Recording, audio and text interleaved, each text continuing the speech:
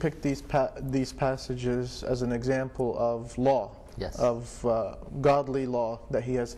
And we as Muslims believe that God has created all humans. He's created everything. And He knows what bugs us. He knows how we work. And these verses, in fact, Brother Kamal actually read the longest passage or the longest ayah or verse in the whole Quran, which is a whole page, Yes. fits on a whole, one verse fits on a whole page of the Quran, dealing with what? It's quite interesting that the longest ayah in the Quran is not dealing with faith. It's not dealing, actually it's dealing with faith, in fact. It's not dealing with the Lord or the stories of the prophets and messengers. It's dealing with death. Which is a very touchy subject with absolutely, human beings. especially nowadays with the Sure. current economic conditions, and many people are in debt.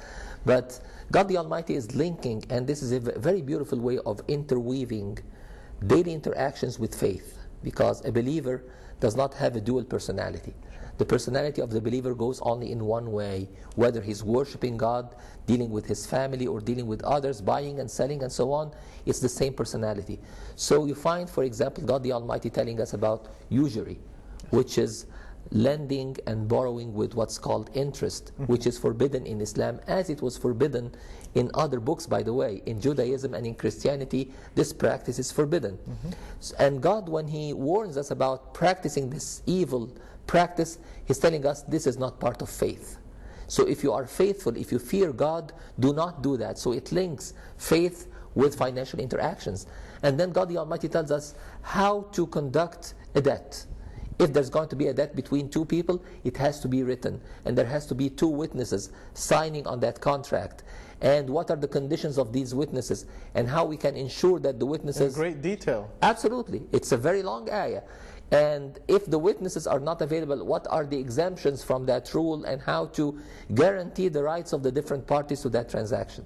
Because it can get very ugly if it's conducted otherwise. In fact, I have seen in many cases good friends who would refuse to apply this ayah and would say, we are so good friends, I trust you, you trust me, there's no need to write that down, and it ends up being very ugly, going to courts and things like that, because they did not follow the tenets of the Quran. Now, we're going to have Brother Kamal read again from Surah or chapter Al-Mumtahana, just a couple of verses.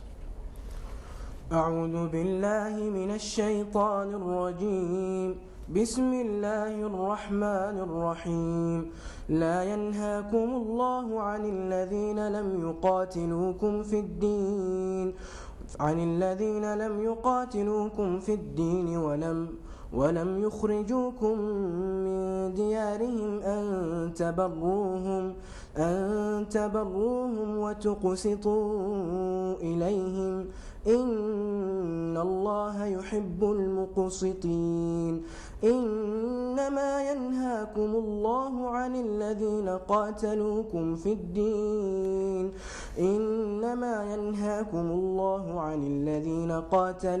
في الدين وأخرجوكم من دياركم وظاهروا على إخراجكم أن تولوهم ومن يتولهم فأولئك هم الظالمون. Now, we chose these passages or ayahs or verses from the Quran as part of how to deal with others. Yes.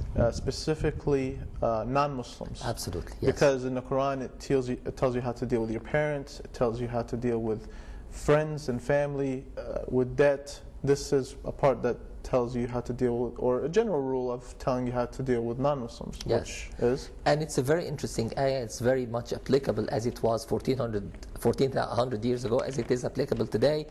The ayah is telling us how to interact with especially non-Muslims. So it starts with a negation that God does not forbid you, لا ينهاكم الله, to treat those who have not persecuted you, those who have not conspired against you, those who have not attacked you in religion.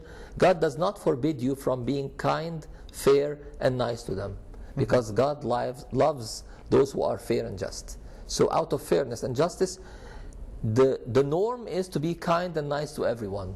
The exception is the one is coming in the following ayah. You should not be kind or nice to those who have attacked you, conspired to kill you or to exile you or to expel you out of your land, and planned to terminate you. You should not be kind or nice to them. You should reciprocate in a way to repel their aggression and stop there. Do not go beyond that. Now, some of the people who are anti-Islam, who spread a lot of propaganda, will say that the Quran teaches Muslims to be hateful, teaches Muslims to be violent against non-Muslims, teaches Muslims to, hey, if you're not a Muslim, then you're fit for killing. You know, what evidence do you have against that? Unfortunately, this is a playing with words and taking words out of context. And I was discussing that issue with some friends a couple of days ago, and I gave them a very simple quiz.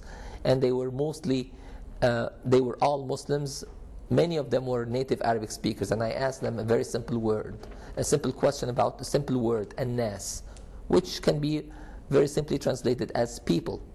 So this word has been mentioned in the Quran so many times with in different contexts, different meanings. One of them is talking about only the non-believers at the time of the Prophet, peace be upon him, how to deal with them. One of them is talking about all human beings. One of them is talking about hypocrites. One is, and so on and so forth. So you cannot mix and match. You cannot cut and paste and say, well, the word people in general means all people, so we're going to use it in this context. No, you have to look at what is the context of the ayat, in what condition, in what situation they were revealed, to be able to understand them. So unfortunately, there has been a huge injustice addressed against the Quran from people who either unintentionally have not read the whole Quran or do not understand its message, or intentionally are trying to distort the truths that come in the Quran. That's why I invite everyone, just go to Barnes & Noble, or, which I'm not making any advertisements here, but go to any bookstore or even go online, and you can download a copy of the Quran or a translation of the Quran, read it on your own, and if you have any questions, ask someone to explain it to you or interpret it to you. That's going to be much helpful. Because everything is spelled out in the Quran. Read it. Misconceptions about the Quran teaching Muslims not to educate women, misconceptions about the Quran being violent against non-Muslims, how even Muslims are instructed to treat enemy combatants during time of war, and how to treat innocents in the time of war. In fact, it's telling us how to treat animals, how to treat plants, how to treat objects that do not have a soul. Quran is teaching us about the environment, how to preserve the environment. All of these things are in the Quran, so Quran cares about life. Human life, animal life, plant life, any kind of life. It cares about preserving that life in its best way. Dr. Ihab, I want to thank you from the bottom of my heart for coming on tonight's show. You shed a lot of light. You explained a lot of things in ways that I can't even imagine. Thank you very much for your participation tonight. Thank you for having me. Brother Kamal, we want to thank you also and bless you in these last days of Ramadan for coming on tonight's show with your beautiful recitation. I hope we see you again soon in the future. I want to thank all our audience out there for tuning in. Hopefully we will have more topics about the Quran and other books also in the near future, and we will see you next time.